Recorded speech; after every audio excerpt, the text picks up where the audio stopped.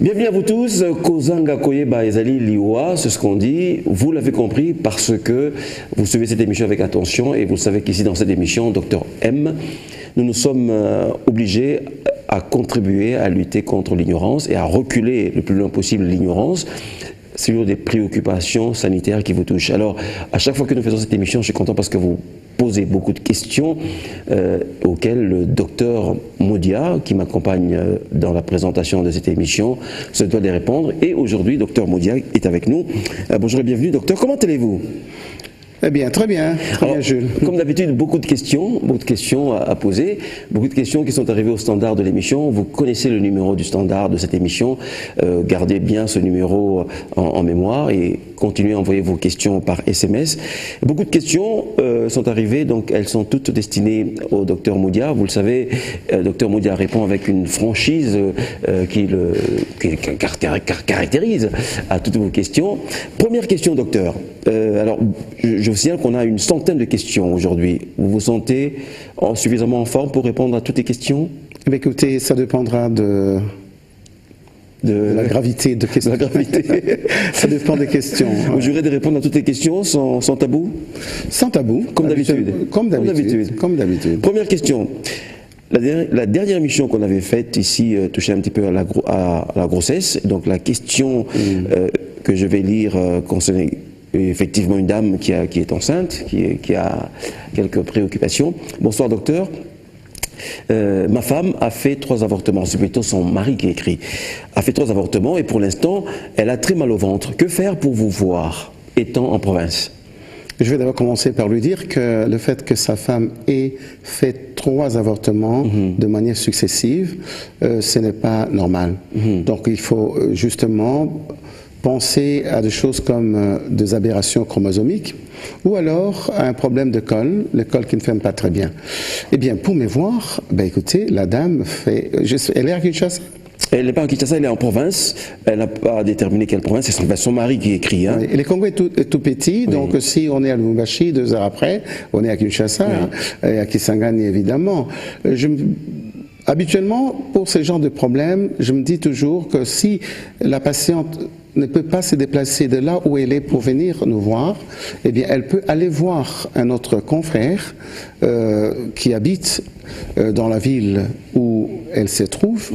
Et à ce moment-là, je pourrais éventuellement discuter avec le confrère pour qu'on puisse trouver une solution pour résoudre son problème. Voilà. Bonsoir docteur. Que faut-il faire pour éviter... Alors là, il y a beaucoup de questions là-dessus, je ne sais pas ce qui vous arrive, mais vous avez posé beaucoup de questions sur l'éjaculation précoce. Donc bonsoir docteur, que faut-il faire pour éviter l'éjaculation précoce ? C'est une question de consultation, parce qu'il faut savoir pourquoi. Habituellement, c'est psychologique, dans 80% des cas, mais il peut y avoir une cause organique qu'il faut découvrir, mais ça se fait dans un cabinet de médecin. Donc absolument, monsieur doit s'approcher de son médecin. Tout à fait. Hein, qui peut lui dire ce qu'il en est. Il y aura d'autres questions dans ce sens-là. Bonsoir docteur. Mon mari fait des éjaculations précoces. Est-ce une maladie ? Je ne dirais pas que c'est une maladie, c'est une anomalie. Normalement, vous savez aussi, il faut dire aux gens, on ne sait pas ce qu'on appelle l'éjaculation précoce. Un rapport sexuel, ça va peut-être te surprendre, considéré comme normal, eh bien, a une durée de 3 minutes. 3 minutes. 3 minutes, lorsque vous avez fait 3 minutes, c'est bon. Eh bien, il y a des extrêmes, hein. Il y a des gens qui peuvent aller jusqu'à 2 heures avant de pouvoir avoir sa première éjaculation. Oui. La moyenne, quand même, tourne autour de 10 minutes, 15 minutes. Mais il y en a qui, dès l'intromission, eh bien, il a une érection. Dès qu'il pénètre, dans le seconde qui suivent, eh bien, la personne éjacule. C'est précoce. Oui. Et c'est traumatisant pour la personne et pour la partenaire. Bien évidemment. Parce qu'il faut dire aussi une chose, c'est que ce que les hommes oublient, c'est que l'homme arrive à éjaculer une seule fois, et parfois très très vite, et doit attendre quelques minutes ou quelques heures avant de pouvoir de nouveau recommencer. Entre-temps, la femme n'a pas atteint son orgasme. Donc elle rentre très lentement dans l'orgasme. C'est pour ça qu'on conseille des préludes qui font en sorte que la femme soit déjà prête au moment où l'intromission s'est faite. De manière à ce que, si vous avez de la chance, vous aboutissez ensemble. Mais habituellement, les hommes vont très vite et les femmes restent sur la soif. Et surtout quand il y a une éjaculation précoce, ça devient traumatisant. Ça se soigne. Il suffira que la personne vienne toquer à notre porte. Très bien. Bonsoir, docteur. Comment expliquez-vous le fait que... La question, franchement. Posez la question. Vous posez les questions. Posez la question.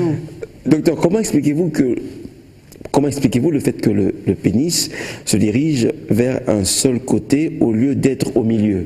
Alors, je ne comprends pas. C'est quoi? Vous avez compris la question? C'est une incurvation. Donc, ça fait, vous savez, chacun de nous a son petit défaut quelque part, mais du moment c'est un pénis qui peut entrer en érection, courbé ou droit, ça n'a rien à voir. Peu importe. Mais il y a effectivement de personnes qui sont nées avec une petite déformation de pénis et qui fait que lors de l'érection, le pénis est un peu incurvé. Mais tout le problème, c'est de trouver les trous par où il faut passer.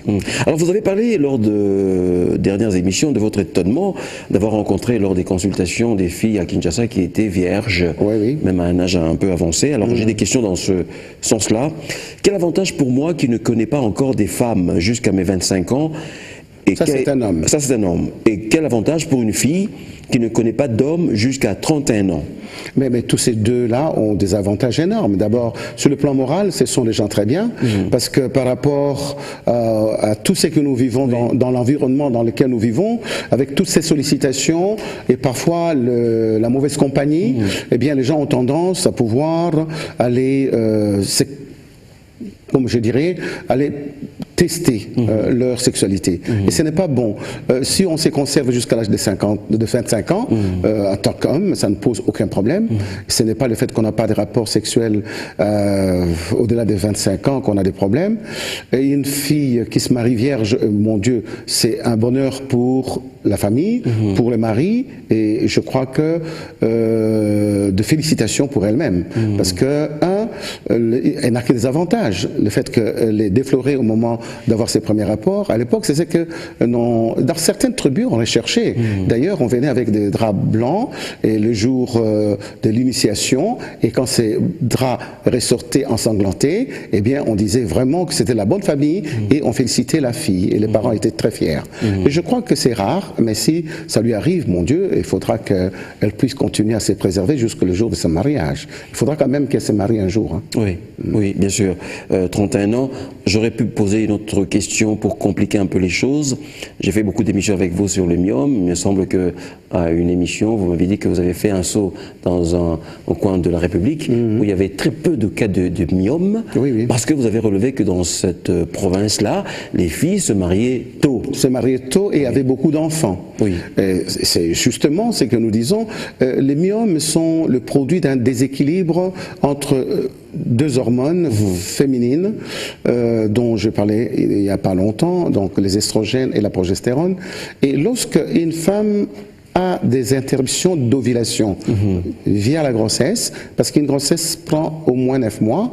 À ces moments-là, les hormones qui sont responsables de l'évolution ou du déclenchement, du développement de myome, ces hormones sont un peu taries et équilibrées par la grossesse. Parce que la grossesse elle-même produit ce type d'hormones, mais de manière permanente à des concentrations presque équilibrées. Et c'est pendant les cycles qu'il y a parfois de déséquilibre.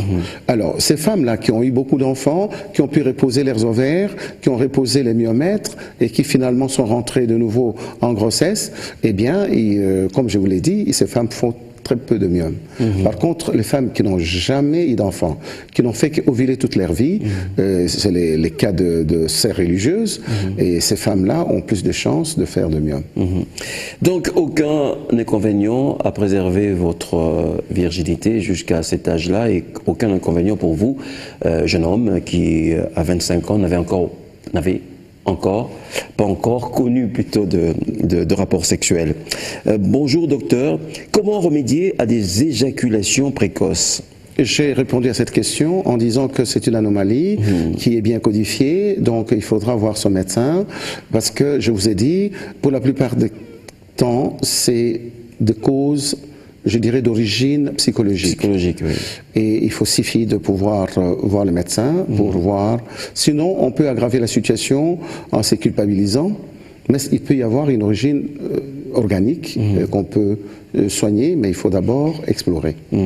C'était une question qui nous provenait du Katanga. Les questions, en tout cas, viennent de toutes parts. Je vous en remercie. Continuez à nous poser des questions. Je me fais votre question au docteur Porte-parole. Porte-parole, si vous voulez, bien sûr.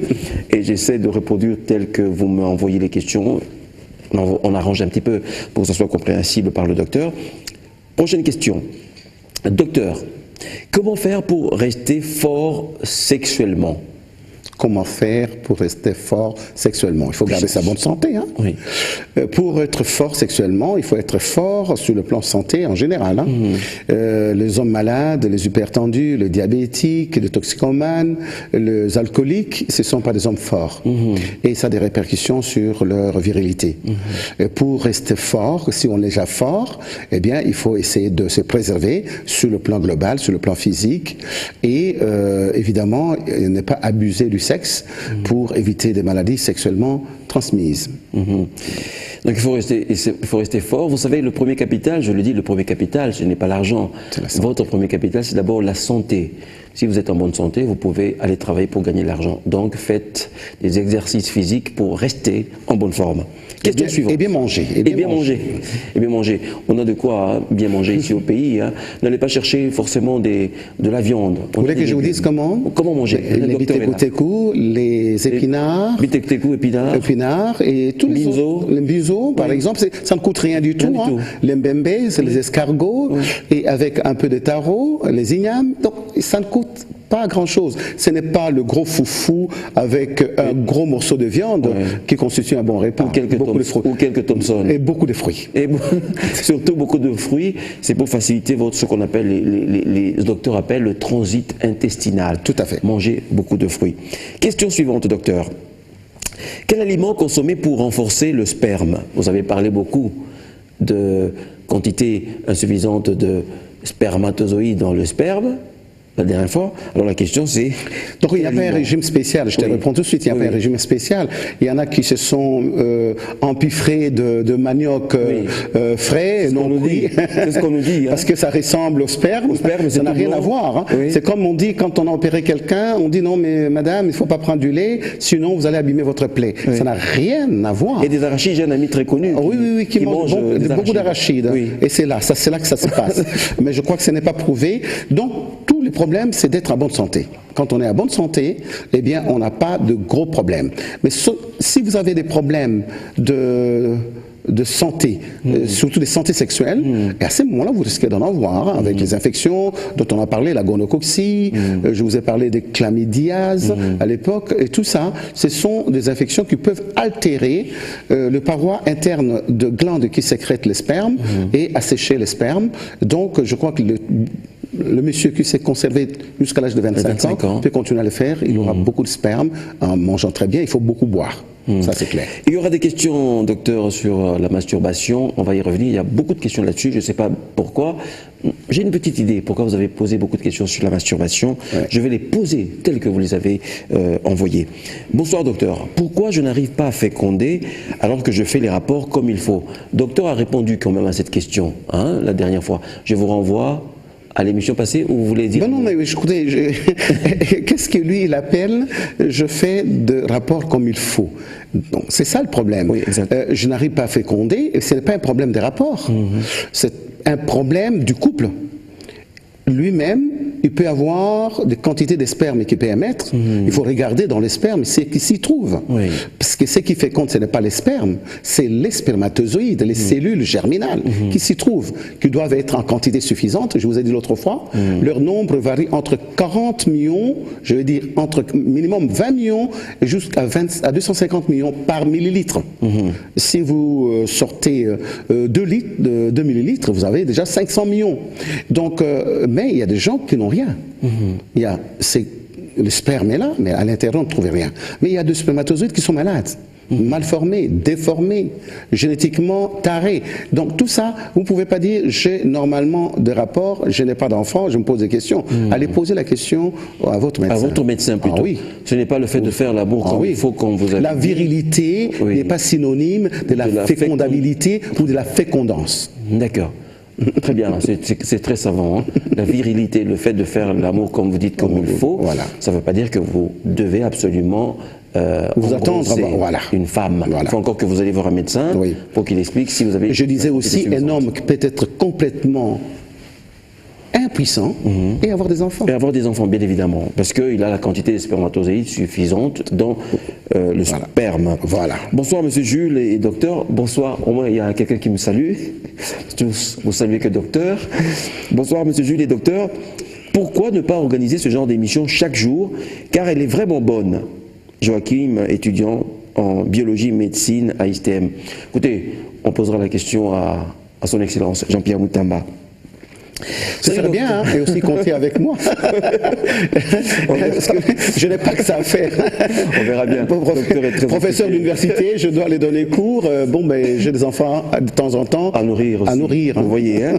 Donc, je ne dis pas que l'émission ne me nourrit pas. Hein. Ah bon, très bien. Indirectement, peut-être. On verra bien. Bonsoir. Salut, docteur. C'est l'étudiant Albert Duesca. Que devons-nous, nous qui sommes encore étudiants, faire pour profiter de votre talent? Écoutez, c'est simple, je crois que c'est ce que vous avez suggéré l'autre fois. Nous allons mettre tout ça par écrit, parce qu'il y a un auditeur qui m'a appelé, et qui a appelé aussi un de vos agents ici, de l'Amérique, pour dire, mais pourquoi vous n'écrivez pas? Pourquoi le docteur n'écrit pas? Solution, sachez, bonne nouvelle pour vous, bonne nouvelle. Des petites brochures sont en impression, je dirais même qu'elles sont déjà disponibles. Suivant les thèmes qui vous préoccupent le plus, ces petites brochures-là sont en vente, bien sûr, à des tout petits prix, parce que nous avons toujours cette volonté de faire reculer votre ignorance. Donc, Dr Modia a écrit, et ces brochures-là sont disponibles tout au long de l'émission. On vous dira, au fur et à mesure qu'on avancera, sur tel thème, il y a telle brochure. Vous pouvez appeler le numéro qui s'affiche et nous vous enverrons, bien sûr, après avoir obtenu paiement de votre part, par divers moyens aujourd'hui. Il y a PESA, ça ne nous coûte pas cher du tout. Vous aurez votre brochure. Donc, mais je voudrais quand même répondre à l'étudiant, et que je ne suis pas fermé, je suis accessible. Donc ça, c'est mon rôle, justement, de pouvoir transmettre, c'est que je peux retenir. Donc l'étudiant peut m'appeler, donc vous pouvez lui passer mon numéro sans problème.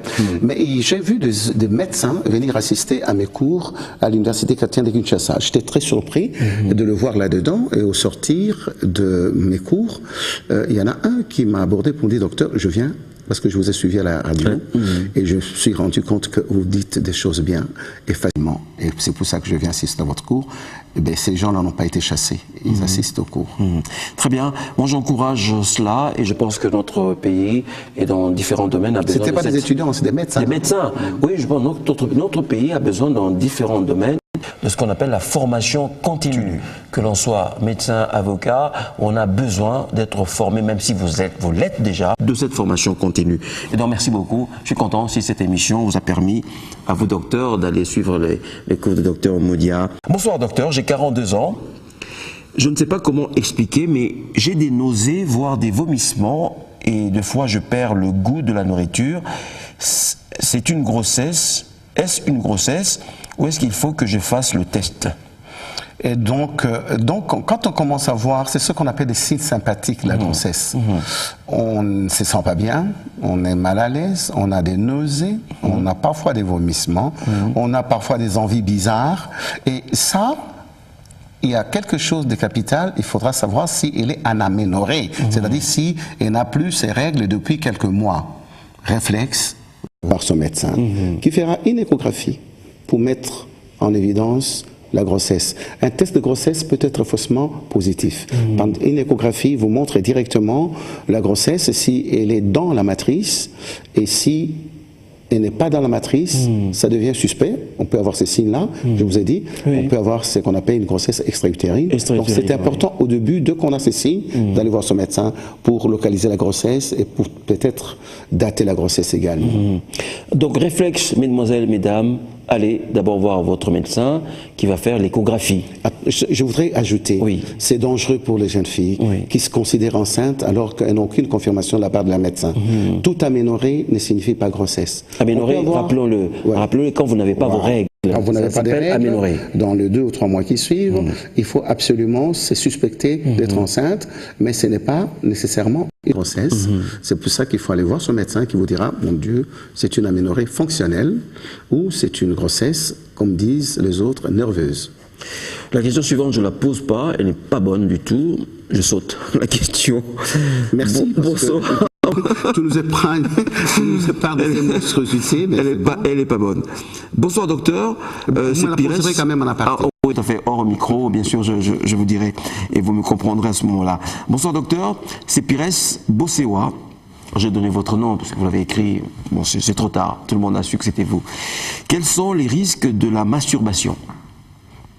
Les risques de la masturbation, c'est une faiblesse d'esprit, mais le physique n'en pâtira pas. Le physique n'en pâtit pas? Non, pas du tout.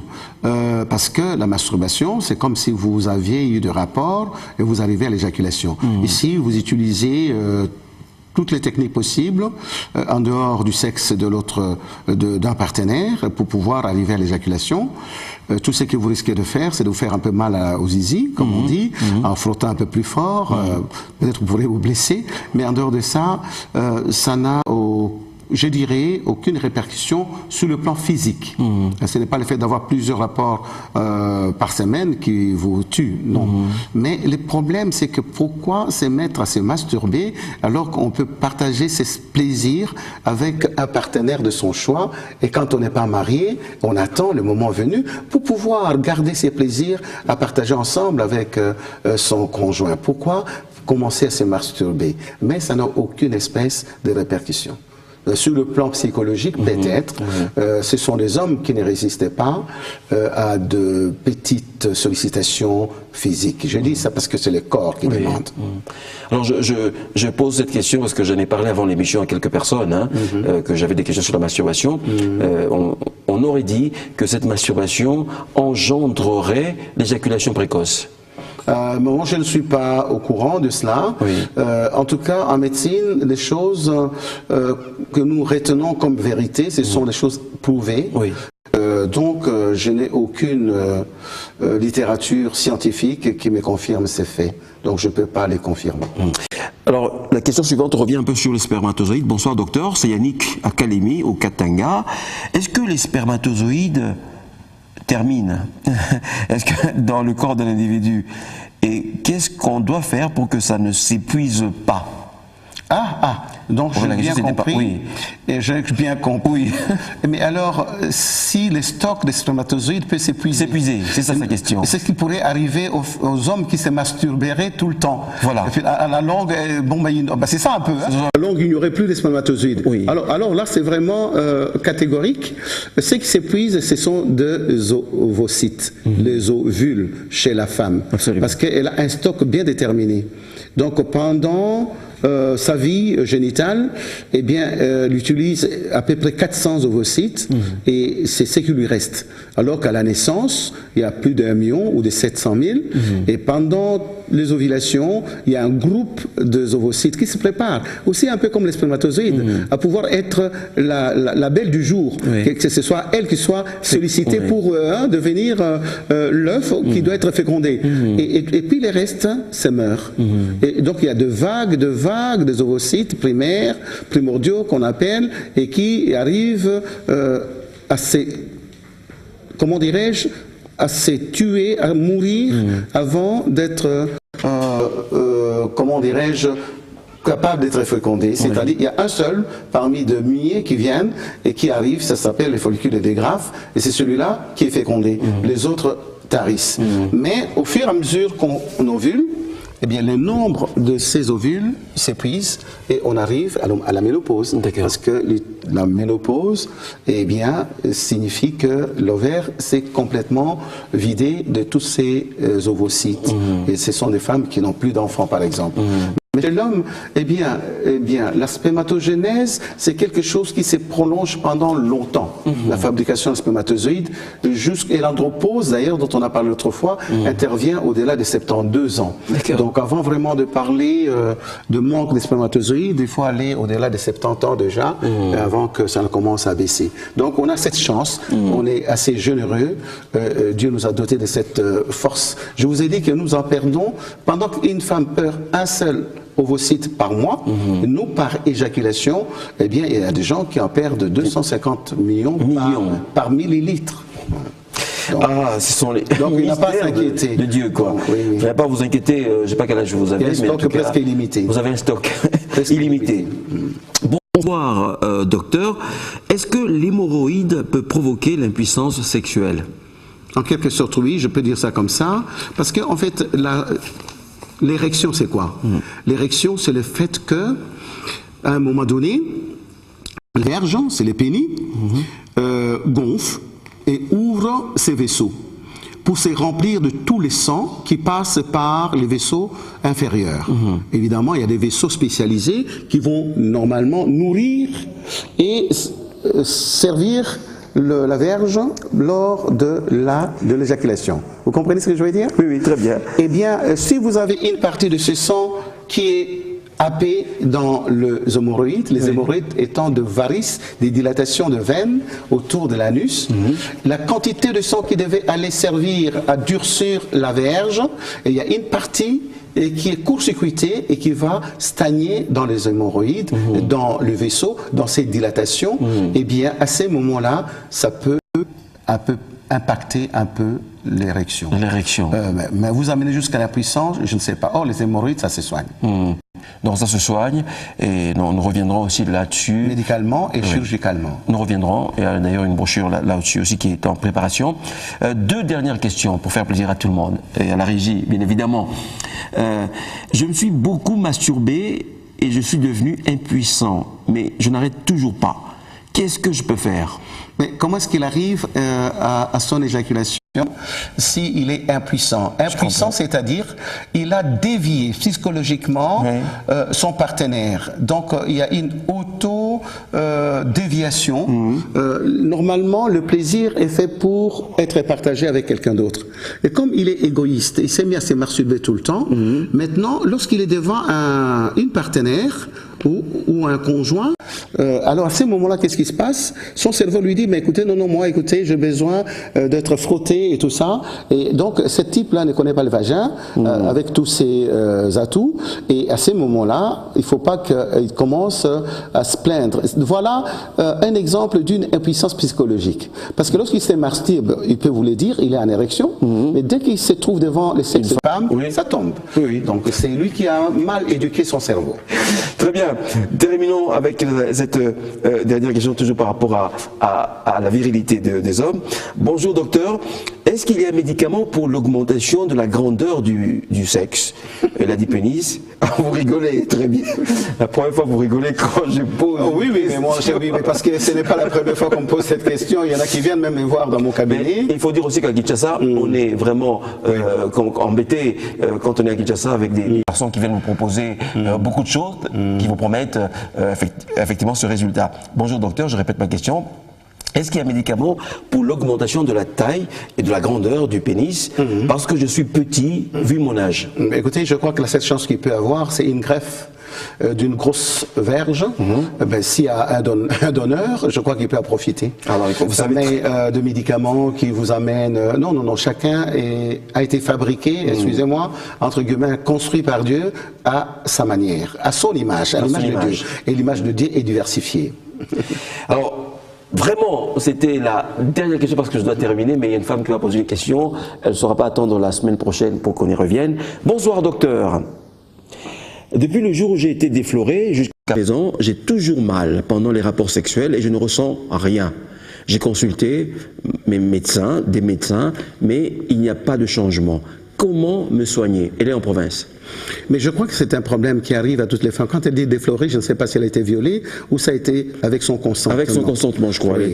Et alors, le problème maintenant, il faut voir, quand on a été défloré, est-ce qu'elle a continué à avoir des rapports? Et chaque fois qu'elle a des rapports, elle a mal. Mais il suffit qu'elle vienne voir les médecins, nous regardons, parce qu'il y a de cicatrices internes. Quand vous parlez de l'hymen, il peut n'avoir pas été déchiré convenablement, il y a des cicatrices, il y a des fibres, elle a mal pendant les rapports, mais aussi il faut poser la question à son partenaire si le partenaire n'a pas mal. C'est une question qui peut se régler avec une consultation gynécologique appropriée. Merci en tout cas, docteur Moudia. Je rappelle que vous êtes gynécologue, obstétricien et échographiste. Et vous faites cette émission brillamment avec moi toutes les semaines, diffusée bien sûr sur BioOne, première diffusion le mercredi à 20h30. Merci en tout cas à vous tous d'avoir suivi cette émission. On se retrouve la semaine prochaine. On va continuer la semaine prochaine à répondre à vos nombreuses questions qui sont arrivées au standard de l'émission. Merci. À bientôt. Au revoir à vous.